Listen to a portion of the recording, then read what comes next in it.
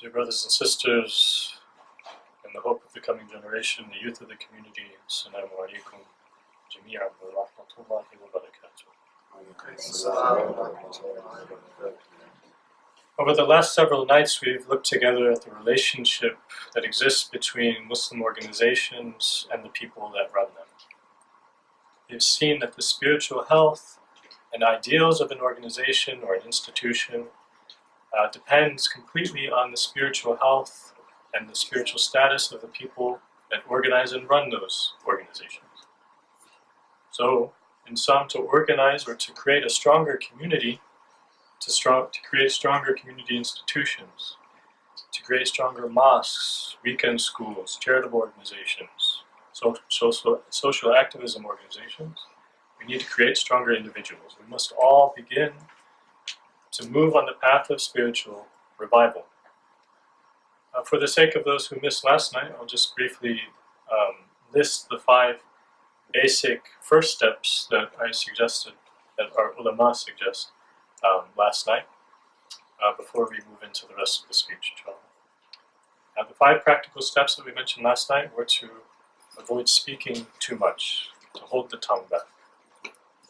That's 1. 2, to avoid eating too much and to create a healthier diet, to eat correctly, to cut out things that hurt your ability to wake up for Fajr, your ability to sleep, etc. The ulama suggests setting aside at least 15 minutes a day to sit in quiet, to reflect on yourself, to reflect on your goals, to do muhasabah of your soul, to take account of yourself. 4th was to spend time with pious friends. Spend time with friends that remind you of your daily obligations to your Lord. Spend time with people who teach you. Spend time with elders. And avoid time, too much time at least, with people who may distract you from your deen. People who won't remind you, hey, it's prayer time. People who will bring you down and teach you things you shouldn't know in the first place. And 5th is to set aside time each week at least for self-study, or to find a teacher in your local area, take a class, take notes on whatever it is you are doing, and if you don't have access to some study circle or class in your area, then to find an online class if possible. This spiritual reform, these are just the basic steps, but they are real steps, I think, if we began to include them in our daily regimen. The spiritual reform is one of the elements of Imam al-Hussein's goal of Islah, as he talked about when he said, I have risen up seeking to rectify, seeking Islah of the Ummah of my grandfather. I intend to enjoin good and forbid evil. And the second element that I'd like to talk about tonight, if we think of yesterday as practical spiritual tips for our daily regimen, the second thing we can talk about is learning to recognize the forms of evil in our state and society today.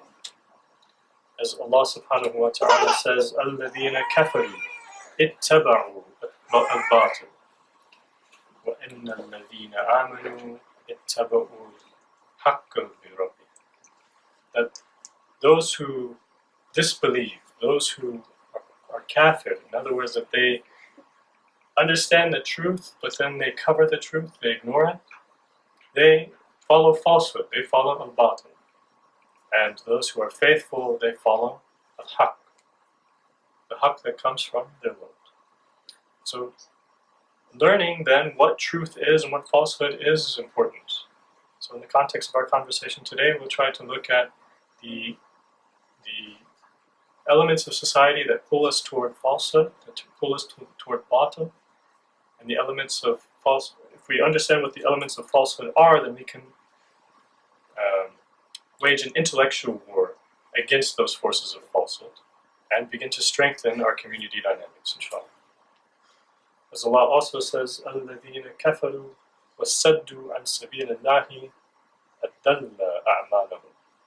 That those who are kafir, who again cover the truth, and they do sad, they keep people away from the path of Allah, they bar people from the path of Allah. In other words, they put up barriers from those who are searching for the truth. Then Allah will make their all of their deeds astray. He will do dal. We say, do not make me amongst those who are cast astray. Allah says those who push people toward batil, then Allah will make their works astray. In other words, He will not accept their works in the hereafter. So then we must be able to recognize acts of batil so that ourselves, we are not part of the dal. And looking historically, the genius of the Umayyad regime, the genius of Muawiyah, and the government that he established thereafter in Syria and Sham, was that he was able to confuse the categories of truth and falsehood, right and wrong, haq and batil. Those were confused. The Prophet sallallahu alaihi wasallam, he established, and he was sent to establish, spiritual and social norms based on divine teachings. He came back to remind us of our fitrawi inclinations. He came back to remind us of God's ancient teachings to the prophets of old. But over the next 50 years after the prophet's passing, those went away. Muawiyah and the Umayyad regime twisted, confused, and turned upside down those norms that the Prophet had instilled in society over the course of the 2 decades plus of his message making. This developed with much strength, in particular in Syria itself, because Muawiyah had ample time as governor under the second caliph, and then later as caliph himself later on, to create institutional frameworks of confusion, create institutional frameworks of batil in the Islamic lands. So tonight I want to look at some of the ways that the Umayyads created batil forms of understanding of Islam, how they reoriented, they twisted, reoriented society toward batil itself. And we've talked about this, we've alluded to this in some of our previous talks. And we'll see how identity is closely related to the Prophet's project. Insofar as the Prophet himself tried to create a unified ummah which would have the same core values and the same core vision for what life ought to be. And what I'll focus on tonight is the Umayyad project of institutional prejudice. Maybe for a more emotive word, we will say institutional racism. Though at the time, it's a little bit anachronistic because at the time, maybe they didn't talk in terms of race. But there was institutional frameworks of power where there was an underclass in the Umayyad regime. And Muawiyah and his son thereafter continued these policies, created several policies that created an underclass. And the first is that he instituted an unfair policy of wealth distribution. During the Prophet's time in Medina, after he had established a society wherein he had power, and which Imam Ali also continued, there was something called Bayt al-Mal. Bayt al-Mal is kind of a public treasury through which there was a command to give regular people a monthly stipend or weekly stipend. I'm not sure what the time frame was, but people had a stipend from the government that they would use for their daily needs. During the Prophet's time, this was distributed equitably. During Muawiyah's time, he began to prefer certain classes over others. He gave more public stipend to Arabs, and he refrained or gave less stipends to non-Arabs. The words that are used in history and our hadith was the mawali or the mawla. Mawla, we're usually used to it in terms of Maulana, our leader, the Imam himself, the Prophet himself. But mawla can also have the opposite meaning. It can mean a servant or an underclass, a second-class citizen, so to speak. So the mawali under Muawiyah's regime were given less stipend than the Arabs.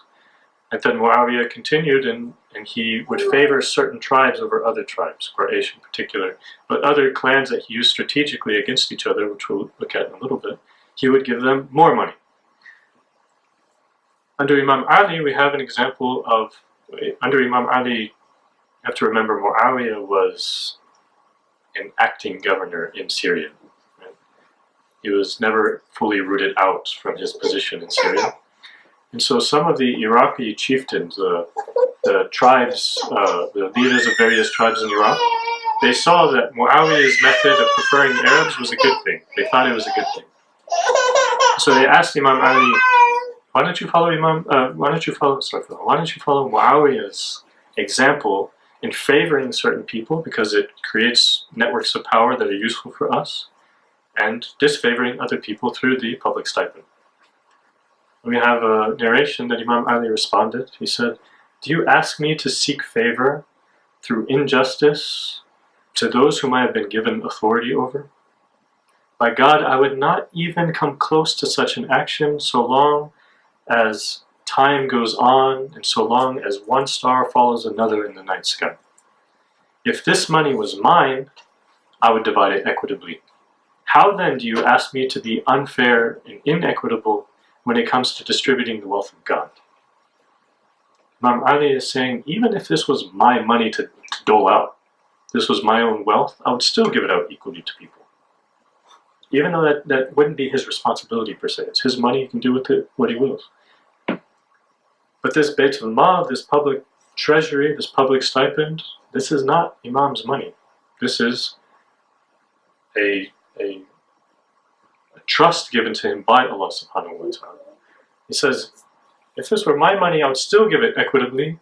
And you're asking me to give Allah's money in a batil way, to give Allah's money in a way that creates an unfair class distribution, to give Allah's money in a way that was not commanded by my Prophet sallallahu alaihi wa sallam. And so of course Imam Ali did not move on this path.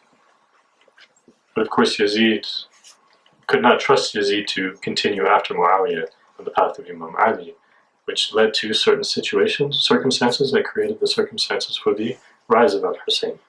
So we can imagine that this type of policy created an unequal society with certain types of class divisions, certain types of what we call in our day and age class warfare. Probably create various levels of hatred, envy, and all sorts of individual moral traits that Islam tells us to war against. So those social situations that create envy and hatred need to be rooted out in an Islamic framework. And we see that these prejudicial forms of society were not just institutional, they've leaked out into the public consciousness.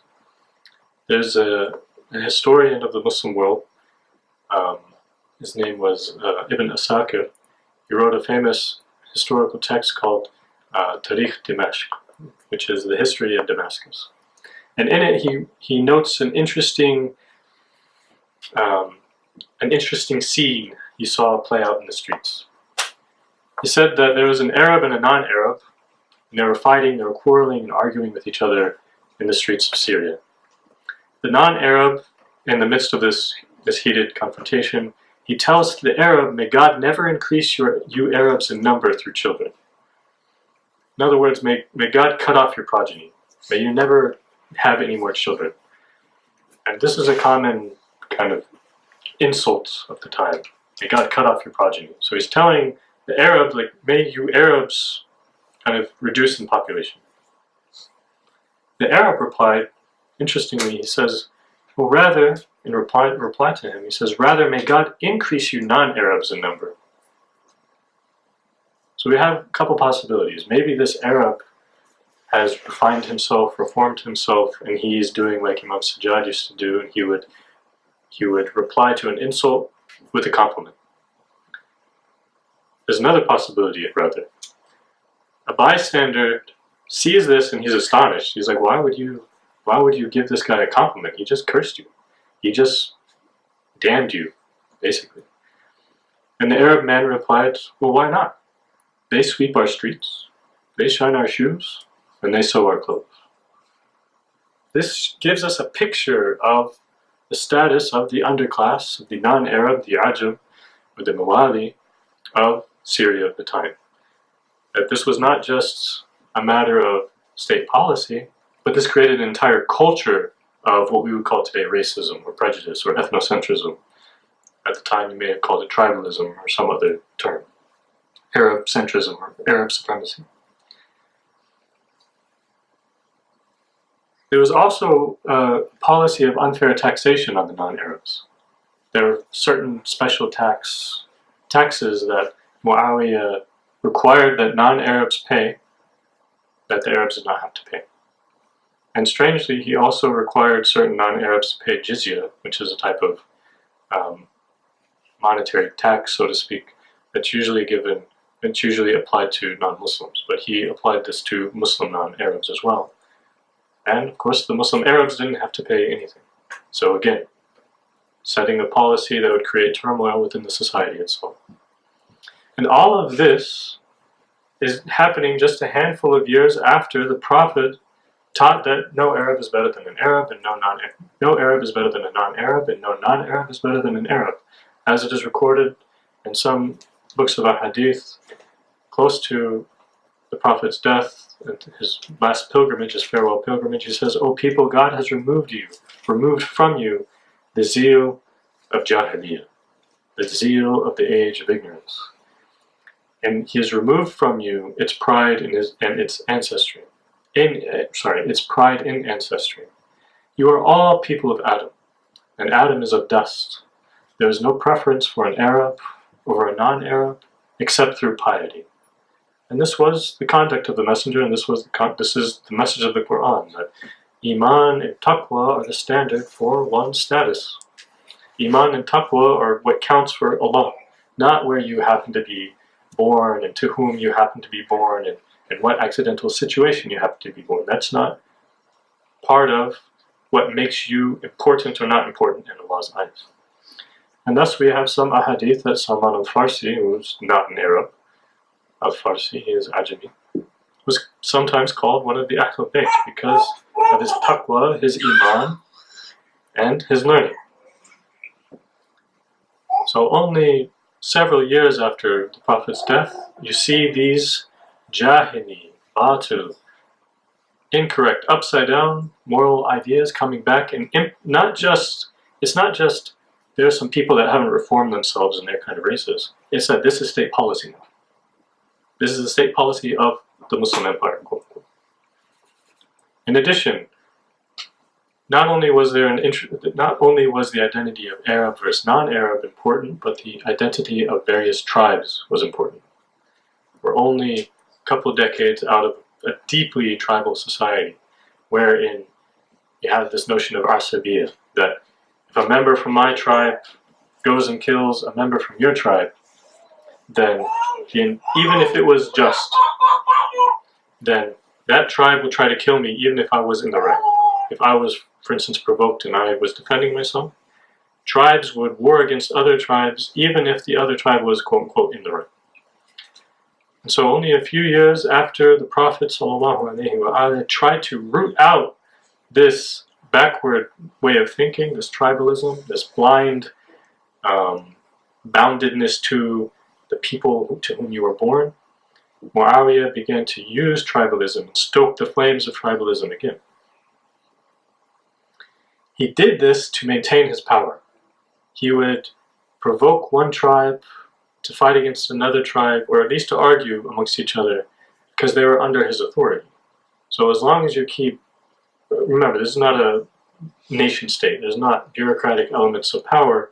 Instead, you have somebody called a caliph, and then he was kind of managing with his governors various tribes that had circles of power themselves, different local governments that had real power, real influence.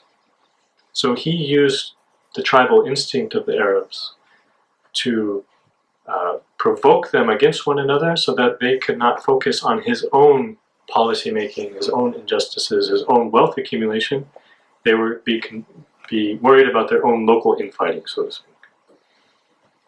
He and his governors would usually use poetry as the weapon, which we've talked about over the course of the last several nights, that the miracle of words is that they can push you beyond what you would normally do. So Husseini poetry, Quran, those things will push you to be better. They will push you to self-sacrifice. They will push you to reform yourself, because words can hit at your soul and heart and make you blossom. But similarly, words can push you to wage war against somebody because they insulted you. Today we have rap battles and these other things where insults go over the top and become hyper obscene and vulgar. But that's the power and nature of the miracle of the word. It can push you toward evil, it can push you toward truth. And they would use poets to insult one tribe over another tribe and create, again, that tribal infighting that we talked about. And today we see shades of that same state policy, that same backward, prejudicial culture. We face various issues of prejudice in our own society. So looking up various statistics and studies, we'll just look at a couple of those things that plague our society today. The issue of police brutality. Non-white Americans make up 38% of the US population. Minorities make up 38% of the US population, roughly. However, 46 to 47% of people killed by police are non-white. So a disproportionate percentage. Even worse, 62% of the people who are killed by police who are unarmed are non-white people. 62%. At the issue of incarceration rates. African Americans are much more likely to be arrested for drugs, even though statistically they are not more likely to use nor to sell drugs. Black inmates make up a disproportionate amount of the prison population. In 2016, African Americans represented 12% of the US adult population, but they represented 33% of the sentenced inmate population, prison population. So 12% of the general society, 33% of the prison society. Whites accounted for 64% of the adult population, but only 30% of prisoners. And Hispanics represented 16% of the adult population, but 23% of inmates. So there are various questions we can ask about why that is the case. According to the studies that I read, research indicates that up to 40%, almost half of the disproportionality of those numbers, are likely due to racial bias and other matters of prejudice built into the judicial system.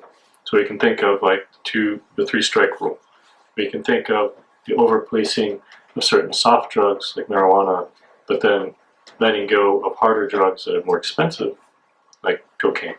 Or that cheaper drugs are usually over-policed, like crack cocaine, which is a cheaper form, a less pure form of cocaine, but quote-unquote white-collar drugs are kind of let off the hook, perhaps because it's a certain class and it's a certain racial group that has the means to use those types of drugs.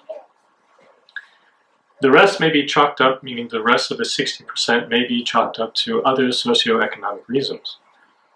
However, the rest of those socioeconomic reasons also have elements of racist and racial bias policies built into them as well. It's not just, it could be 40% that is directly connected to racial bias within the justice system, and the rest of the 60% is on the population as a whole. Rather, we see that there are general policies outside of the justice system that also have racial bias built in. For instance, researchers at Northwestern University, Harvard, and the Institute of Social Research in Norway began to look at how names and how ethnicity affects one's ability to get a job. They concluded that, on average, white applicants receive 36% more callbacks when they apply for a job than equally qualified African Americans. And white applicants receive on average 24% more callbacks than Latino or Hispanic applicants. All of these are elements of society, both in terms of policy, when we're looking at justice system issues, and elements of layman culture. Somebody hiring an employee at a job, whether that be a corporation or that might be just a small mom and pop store. We see that there are still racially motivated tendencies in our society which create, of course, all sorts of inner strife within society itself. We saw that especially when we had the lead up to the Trump elections. We saw Trump using racially motivated language. We saw him throwing out African American people that went to his rallies, and telling people to use violence against them, etc. So we're talking top to bottom elements of social strife. We recently heard about, in the last few months, the separation of families at the borders. When we're looking at illegal immigration, quote unquote, Trump had a policy to separate families, young children and infants, from their mothers and fathers. That wouldn't be done, in my mind, unless there was some racial element to that decision. If you had a bunch of Irish immigrants, we can ask the question, do you think a similar policy would be placed on them? Unfortunately, also we see some of these racially motivated or racially divisive elements in our situations in Islamic centers and in mosques and in the experiences of young kids at weekend schools. And we see this both in terms of racial elements, but also in terms of inter-ethnic strife. So this isn't always a matter of race per se, but sometimes it's a matter of one ethnicity feeling superior or more knowledgeable or more qualified than another ethnicity as a whole. And we see this sometimes in mosque policy. We see this sometimes just in the relationships between regular individuals. And we see this in the jokes that are made by young kids. I teach young kids, so I see this stuff come out all the time. So when we talk about, some people say, well, this will go away after the next generation. Well, maybe not. You still see it in some of the young kids as well. So this all of this is to say that this all leads to a spiritual weakness, to growing anxiety, and to a lack of self-esteem in whoever is part of the quote-unquote underclasses, or underclass, or smaller ethnicities. The ones who are being judged just because of their color, or their race, or their ethnicity, or their language, etc. Muawiyah used this to divide and conquer and keep rebellions at bay, and similar ramifications occur here.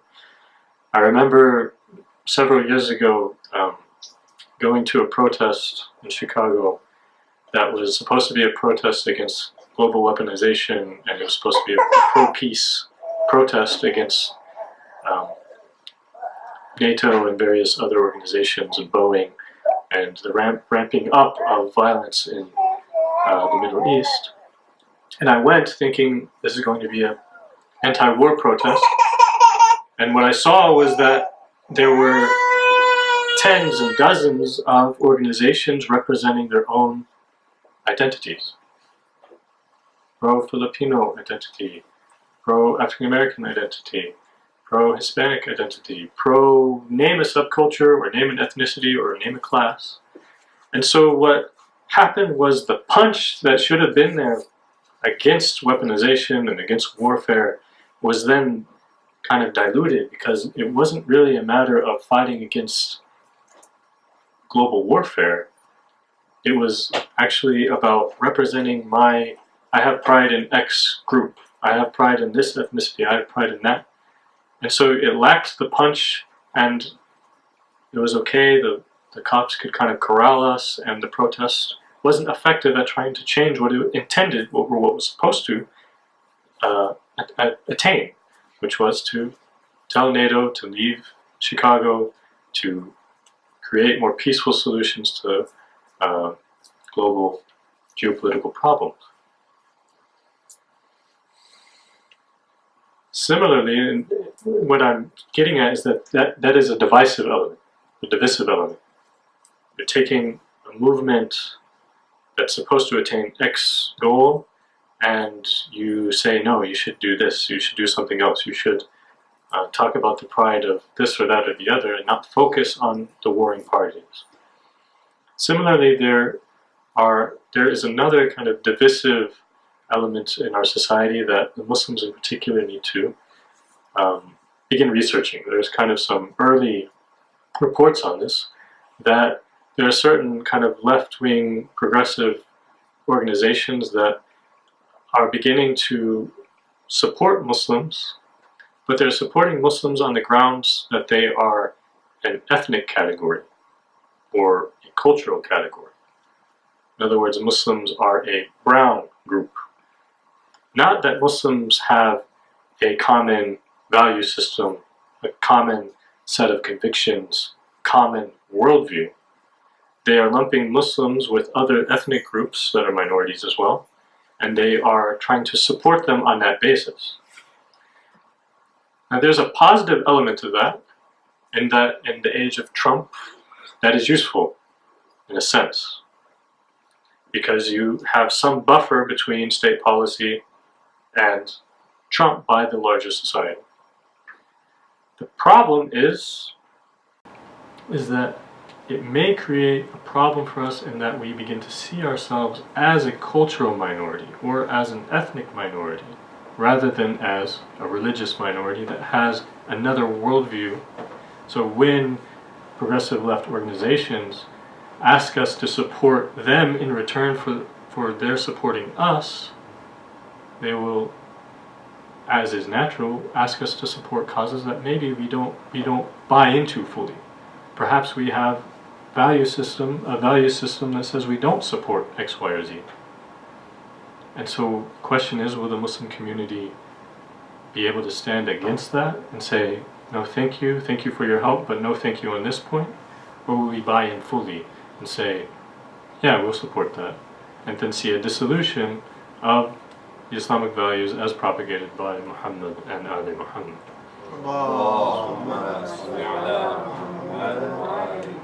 And this state-sponsored or rich people-sponsored or culturally sponsored forms of division all fly in the face of وَاعْتَصِمُوا بِحَبْلِ اللَّهِ جَمِيعًا وَلَا تَفَرَّقُوا. It flies in the face of the verse and the command that Allah gives us to hold together to the rope of Allah subhanahu wa ta'ala. And do not be divided. In other words, to come to common ground, meaning God's ground, not democratically decided ground. Come to common ground of God's rules, God's wish for you, God's command for you. Do not be divided, because if you do that, then you have strength in numbers.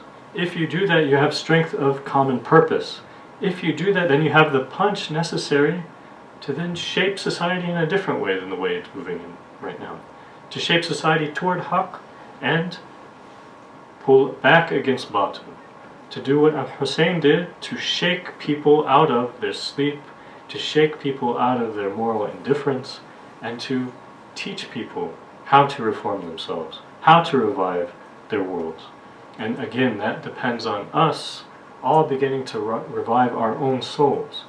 It depends on us to dispense with our animalistic desires and our egoisms and our selfishness and our ethnocentrisms, etc., and to become as one solid block as a community, and to find common ground as to how we should address the ills and plagues of our society. So now let us turn to the desert, to the wasteland of Karbala, and witness the sacrifice of a camp that did just that. They came together